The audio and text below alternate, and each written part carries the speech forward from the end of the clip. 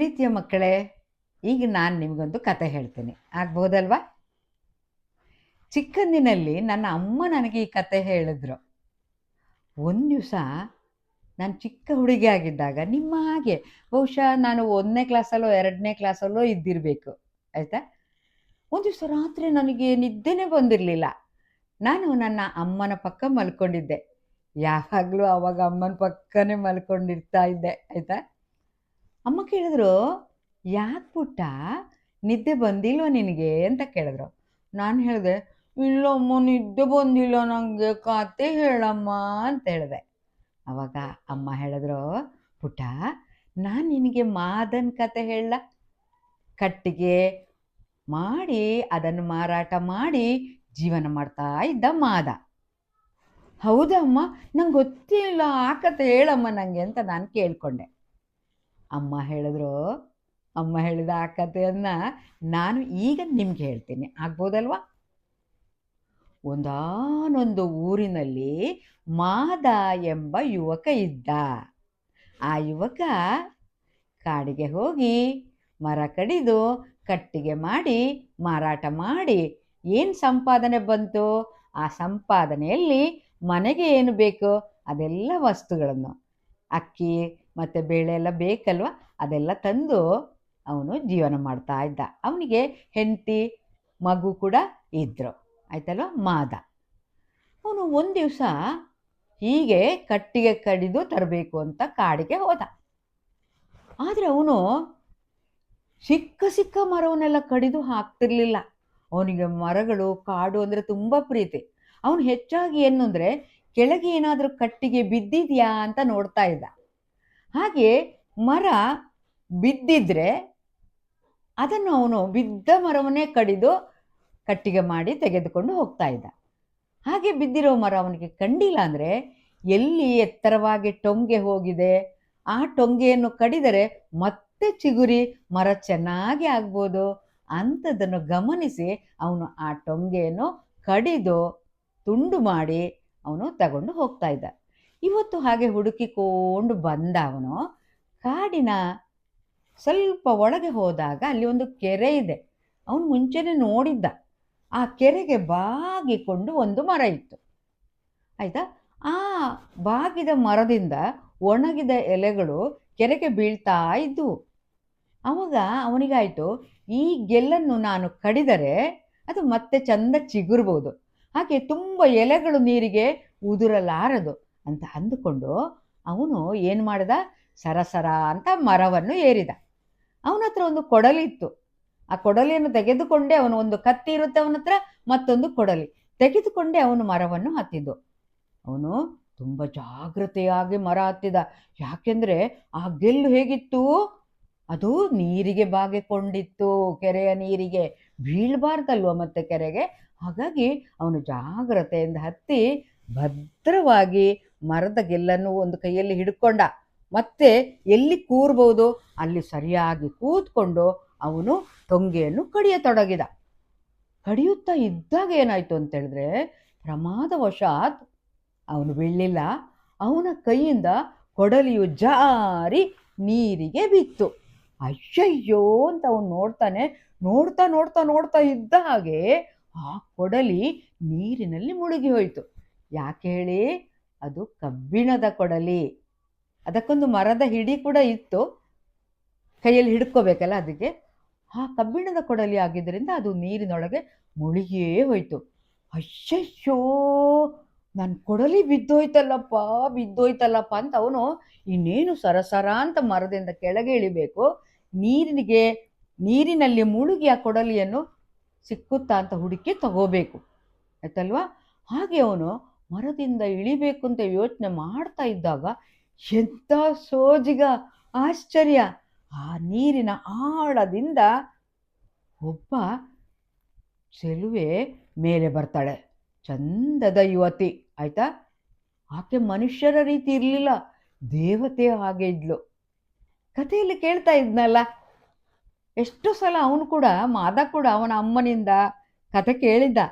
ಹೀಗಾಗಿ ಅವನು ಜಲದೇವತೆಯ ಬಗ್ಗೆ ಕೇಳಿ ತಿಳ್ಕೊಂಡಿದ್ದ. ಅವನಿಗೆ ನೋಡ್ತಾರೆ, ಅಪ್ಪ, ಈಕೆ ಜಲದೇವತೆನೇ ಇರಬೇಕು ಅಂತ ಅಂದುಕೊಂಡ. ಯಾರು? ಮಾದ. ಅಮ್ಮ ಜಲದೇವತೆ, ನಮಸ್ಕಾರ ಕಣವ್ವ, ನಮಸ್ಕಾರ ಕಣವ್ವ ಅಂತ ಕೈ ಮುಗಿದ ಅವನು. ಆ ಜಲದೇವತೆ ಮಂದಹಾಸದಿಂದ ಅಂದರೆ ಮುಗುಳು ನಗುತ್ತಾ, ಮಾದ ಕೊಡಲಿಯನ್ನು ಬೀಳಿಸಿದೆಯೇನೋ ನೀನು ನೀರಿಗೆ, ತಗೋ ನೀನು ಕೊಡಲಿ ಅಂತೇಳಿ ನೀರಿಗೆ ಕೈ ಹಾಕಿ ಒಂದು ಕೊಡಲಿಯನ್ನು ತೆಗೆದು ಮಾದನಿಗೆ ಕೊಡಲಿಕ್ಕೆ ಬರ್ತಾಳೆ. ಹೀಗೆ ಮಾಡುವಾಗ ಮಾದ, ಅಯ್ಯಯ್ಯಯ್ಯ ಅಮ್ಮ ತಾಯಿ, ಇದು ನನ್ನ ಕೊಡಲಿ ಅಲ್ಲ, ಇದು ಬಂಗಾರದ್ದು, ನಂಗೆ ಬೇಡ ಕಣವ್ವ ಅಂತ ಹೇಳ್ತಾನೆ ಅವನು. ಯಾಕೆ ಗೊತ್ತಾ? ಆ ಕೊಡಲಿ ಪಳ ಪಳ ಪಳ ಪಳ ಹೊಳೆಯುತ್ತಾ ಇತ್ತು, ಚಿನ್ನದ ಬಣ್ಣದಿಂದ ಹೊಳೆಯುತ್ತಾ ಇತ್ತು. ಬಣ್ಣ ಏನು, ಅದು ನಿಜಕ್ಕೂ ಬಂಗಾರದ ಕೊಡಲಿ ಆಗಿತ್ತು. ಆವಾಗ ನಿಂದೆ, ತಗೋ ಮಾದ ಅಂತ ಪ್ರೀತಿಯಿಂದ ಜಲದೇವತೆ ಹೇಳ್ತಾ ಇರಬೇಕಿದ್ರೆ, ಮಾದ ಅಯ್ಯಯ್ಯೋ ಬೇಡ ಕಣವ್ವ, ಬೇಡ ಕಣವ್ವ, ಬೇರೆಯವ್ರ ವಸ್ತು ತಗೋಬಾರ್ದು ಕಣವ್ವ ಅಂತ ಕೇಳ್ತಾನೆ. ಆವಾಗ ಜಲದೇವತೆ, ಹೌದಾ ತಾಳು ಅಂತೇಳಿ ಇನ್ನೊಂದ್ಸಲ ನೀರಿಗೆ ಕೈ ಹಾಕಿ ಇನ್ನೊಂದು ಕೊಡಲಿಯನ್ನು ತೆಗೆದು ಮಾದನಿಗೆ ಹೀಗೆ, ತಗೋ ನಿನ್ನ ಕೊಡಲಿ ಅಂತ ಹೇಳಿದಾಗ ಅವನು ಹೇಳ್ತಾನೆ, ನೋಡ್ತಾನೆ ಮಾದ, ಅಯ್ಯ ಬೆಳ್ಳಗೆ ಫಳ ಫಳ ಹೊಳೆಯುತ್ತಾ ಇದೆ, ಬೆಳ್ಳಿ ಹಂಗಿದೆ ಇದು ಅಂತ ಅಂದ್ಕೋತಾನೆ. ಬೆಳ್ಳಿ ಹಂಗಿದೆ, ನಿಜಕ್ಕೂ ಅದು ಬೆಳ್ಳಿದೆ ಆಗಿತ್ತು. ಬೆಳ್ಳಿ ನೀವು ನೋಡಿದ್ದೀರ ಮಕ್ಕಳೇ, ಹೇಗಿರುತ್ತೆ ಬೆಳ್ಳಿ? ಚಿನ್ನ ಬೆಳ್ಳಿ ಎಲ್ಲ ನೋಡಿದ್ದೀರಲ್ವ?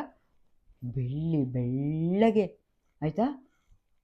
ನಂದಲ್ಲ ಕಣವ್ವ ಇದು, ನಂಗೆ ಬೇಡ ಕಣವ್ವ, ನಂದಲ್ಲ ಕಣವ್ವ, ನಾನು ಕೊಡಲಿನೇ ಕೊಟ್ಬಿಡವ್ವ ತಾಯಿ, ಕೈ ಮುಗಿತೀನಿ ಅಂದ. ಆಗ ಜಲದೇವತೆ, ಹೌದಾ ನಿನ್ನ ಕೊಡಲಿನೇ ಕೊಡ್ತೀನಿ ಅಂತೇಳಿ ಇನ್ನೊಂದ್ಸಲ ನೀರಿಗೆ ಕೈ ಹಾಕಿ ಕಬ್ಬಿಣದ ಕೊಡಲಿ.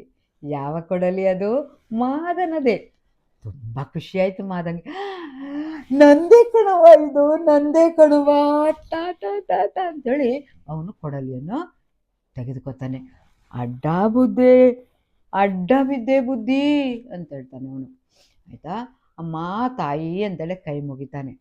ಆವಾಗ ಜಲದೇವತೆ ಹೇಳ್ತಾಳೆ, ಮಾದ ತಗೋ ಈ 3 ಕೊಡಲಿನೂ ನೀನೇ ತಗೊಂಡೋಗು ಅಂತ, ನಿನಗೆ ನಾನು ಬಹುಮಾನ ಕೊಡ್ತಾ ಇದ್ದೀನಿ, ನಿನ್ನ ಮೇಲೆ ನನಗೆ ಬಹಳ ಮೆಚ್ಚುಗೆ ಆಗಿದೆ, ತಗೋ ನಿನಗೆ ಬಹುಮಾನ ಅಂತ ಹೇಳಿದಾಗ ಮಾದ ಹೇಳ್ತಾನೆ, ಅಯ್ಯೋ ಬೇಡ ತಾಯಿ ಬೇಡ, ನಂಗೆ ನನ್ನ ಕೊಡಲಿ ಮಾತ್ರ ಆಗ ಆಕೆ ಹೇಳ್ತಾಳೆ, ನೋಡು ನೀನು ಈ ಬಂಗಾರದ ಕೊಡಲಿ ಬೆಳ್ಳಿ ಕೊಡಲಿ ತಗೊಂಡೋಗಿ ಮಾರಾಟ ಮಾಡು, ತುಂಬ ರೊಕ್ಕ ಸಿಗುತ್ತೆ ನಿನಗೆ. ಆವಾಗ ನೀನು ಜೀವನ ಪೂರ್ತಿ ಕೆಲಸ ಮಾಡದೇನೆ ಮನೆಯಲ್ಲಿ ಜುಮ್ ಅಂತ ಕೂತು ಊಟ ಮಾಡ್ಬೋದು ಅಂತ ಹೇಳ್ತಾಳೆ. ಆವಾಗ ಅವನು ಹೇಳ್ತಾನೆ, ತಾಯಿ ನಂಗೆ ಬೇಡ ತಾಯಿ, ನಾನು ಕೆಲಸ ಮಾಡಬೇಕು, ರೊಟ್ಟೆ ಮುರಿದು ಕೆಲಸ ಮಾಡಿದ್ರೇ ಶಕ್ತಿ ಬರುತ್ತೆ, ಸಂತೋಷ ಸಿಗುತ್ತೆ, ನಂಗದು ಬೇಡ ತಾಯಿ, ನನ್ನ ಕೊಡಲಿ ಮಾತ್ರ ಕೊಟ್ಬಿಡು ನನಗೆ ಅಂತ ಹೇಳ್ತಾನೆ. ಆಗ ಜಲದೇವತೆಗೆ ತುಂಬ ಸಂತೋಷ ಆಗುತ್ತೆ. ಆಕೆ ಅವನ ಕೊಡಲಿಯನ್ನು ಮಾತ್ರ, ಯಾವ್ದು ಹೇಳಿ, ಕಬ್ಬಿಣದ ಕೊಡಲಿ, ಅದನ್ನು ಮಾತ್ರ ಮಾದನಿಗೆ ಕೊಡುತ್ತಾ, ಮಾದ ನಿನ್ನ ಸತ್ಯಸಂಧತೆಗೆ ನನಗೆ ತುಂಬ ಖುಷಿಯಾಯಿತು, ಸಂತೋಷ ಆಯಿತು, ನಾನು ಮೆಚ್ಚಿದೆ, ನೀನು ಜೀವನ ಪೂರ್ತಿ ನಿನ್ನ ಹೆಂಡತಿಯೊಂದಿಗೆ ಮಗುವಿನೊಂದಿಗೆ ಮತ್ತು ನಿನ್ನ ಎಲ್ಲ ಬಂಧು ಬಾಂಧವರೊಂದಿಗೆ ಸ್ನೇಹಿತರೊಂದಿಗೆ ಸಂತೋಷವಾಗಿರು ಕಂದ ಅಂತ ಹೇಳ್ತಾಳೆ ಜಲದೇವತೆ. ಹಾಗೆ ಹೇಳಿ ಆಕೆ ಇದ್ದಕ್ಕಿದ್ದಂತೆ ಅಂತರ್ಧಾನ ಆಗ್ತಾಳೆ, ಅಂದರೆ ಕಣ್ಣಿಗೆ ಕಾಣುವುದಿಲ್ಲ, ಮತ್ತೆ ಮಾಯ ಆಗ್ತಾಳೆ. ಮಾದ ಸಂತೋಷದಿಂದ ತನಗೆ ತನ್ನ ಕೊಡಲಿ ಸಿಕ್ಕಿತಲ್ಲ ಅಂತ ಹೇಳಿ ಕಟ್ಟಿಗೆಯನ್ನು ಕಡಿದು ತಲೆ ಮೇಲೆ ಹೊತ್ತುಕೊಂಡು ಮನೆಗೆ ಬರ್ತಾನೆ ಅವನು. ಮತ್ತೆ 100 ಕಾಲ ಅಂದರೆ ಬಹಳ ವರ್ಷಗಳ ಕಾಲ ಅವನು ಸಂತೋಷವಾಗಿ ಜೀವನ ಮಾಡ್ತಾನೆ. ಮಕ್ಕಳೇ, ನಿಮಗೆ ಈ ಕತೆ ಇಷ್ಟ ಆಯಿತಾ? ನಾನೊಂದು ಸುಮ್ಮನೆ ಒಂದು ವಿಚಾರ ಹೇಳಬೇಕು ನಿಮಗೆ. ಕತೆ ಆಯ್ತಲ್ವ, ನಿಮ್ಗೆ ಇಷ್ಟ ಆಗಿರ್ಬೋದು ಅಂತ ಅಂದ್ಕೊಂಡಿದ್ದೀನಿ.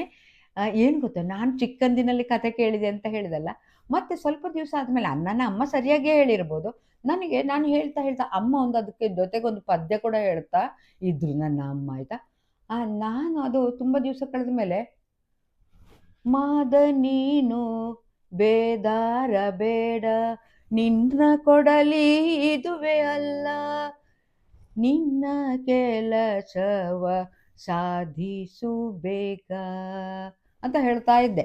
ಆಯ್ತಾ, ಅದಕ್ಕೆ ದಾಟಿ ಇದೆಯೋ ರಾಗ ಇದೆಯೋ ಅರ್ಥ ಇದೆಯೋ ಅಂತ ನನಗೆ ಗೊತ್ತೇ ಇಲ್ಲ. ಆಮೇಲೆ ನನಗೆ ಏನಿದು ಬೇದಾರ ಬೇಡ ಅಂದರೆ ಏನು ಅಂತಾಯಿತು. ಏನಿದು? ಆಮೇಲೆ ನಾನು ಓಹೋ, ಬೇಜಾರ ಬೇಡ ಅಂತ ಹೇಳಿರ್ಬೋದು. ಜಲದೇವತೆ ಆ ಮಾದನ ಹತ್ರ ನಿನಗೆ ಬೇಜಾರ ಬೇಡ, ಬೇಜಾರು ಮಾಡ್ಕೋಬೇಡ ನೀನು ಅಂತ ಹೇಳಿರ್ಬೋದು ಅಂತ ಅಂದ್ಕೊಂಡೆ. ಮತ್ತು ಸ್ವಲ್ಪ ದಿವಸ ಆದಮೇಲೆ ಹಾಗೆ ನಾನು ಇನ್ನೂ ಒಂದು ಸ್ವಲ್ಪ ದಿವಸ ಅಂದರೆ ಕೆಲವು ವರ್ಷಗಳೇ ಆದಮೇಲೆ, ಓಹೋ ಇದು ಅದಲ್ಲ, ಬೇಜಾರು ಬೇಡ ಅಂತಲ್ಲ, ಬೆದರಬೇಡ. ಏನು ಬೆದರಬೇಡ ಅಂತೇಳಿದ್ರೆ, ಭಯ ಪಡಬೇಡ ನೀನು, ಹೆದರಬೇಡ ನೀನು, ಬೆದರಬೇಡ ಅಂತ ಅಲ್ವಾ ಅಂತೇಳಿ ನನಗೆ ಗೊತ್ತಾಯ್ತದ ಅರ್ಥ. ನಾನು ಇದನ್ನು ಯಾಕೆ ನಿಮಗೆ ಹೇಳಿದೆ ಅಂತೇಳಿದ್ರೆ, ನೀವು ಮಕ್ಕಳು ಕೆಲವು ಸಲ ನಿಮಗೆ ಕೆಲವು ಅರ್ಥ ಆಗಲ್ಲ ಅಲ್ವಾ? ಆ ಅರ್ಥ ಆಗದಿದ್ದರೆ ನೀವು ಅಮ್ಮನ ಹತ್ರ ಅಪ್ಪನ ಹತ್ರ ಕೇಳ್ಕೋಬೇಕು. ನಿಮಗೆ ಯಾರು ಕತೆ ಹೇಳಿದ್ರು, ಹಾಡು ಹೇಳಿಕೊಟ್ರು, ಅಥವಾ ಏನಾದರೂ ವಿಷಯ ನಿಮಗೆ ತಿಳಿ ಹೇಳ್ತಾರಲ್ವ, ಟೀಚರ್ ಇರ್ಬೋದು. ಆವಾಗ ನೀವು ಅವ್ರ ಹತ್ರ ನನಗೆ ಇದು ಗೊತ್ತಾಗಿಲ್ಲ ಅಂತ ಕೇಳಿ ತಿಳ್ಕೋಬೇಕು. ಹೌದಲ್ವಾ? ಕೇಳಿದ್ರೆ ನಮಗೆ ಅದು ವಿಚಾರ ಗೊತ್ತಾಗುತ್ತೆ. ಮಕ್ಕಳೇ, ಇಷ್ಟು ಹೊತ್ತು ನನ್ನೊಂದಿಗಿದ್ದು ಕತೆ ಕೇಳಿ ಸಂತೋಷ ಪಟ್ಟಿದ್ದಕ್ಕೆ ಧನ್ಯವಾದಗಳು. ಮುಂದಿನ ಸಲ ಇದಕ್ಕಿಂತ ಚೆನ್ನಾಗಿರುವ ಕಥೆಯೊಂದಿಗೆ ನಿಮ್ಮ ಲೀಲಾ ಮಣ್ಣಾಲ ನಿಮ್ಮ ಮುಂದೆ ಹಾಜರ್.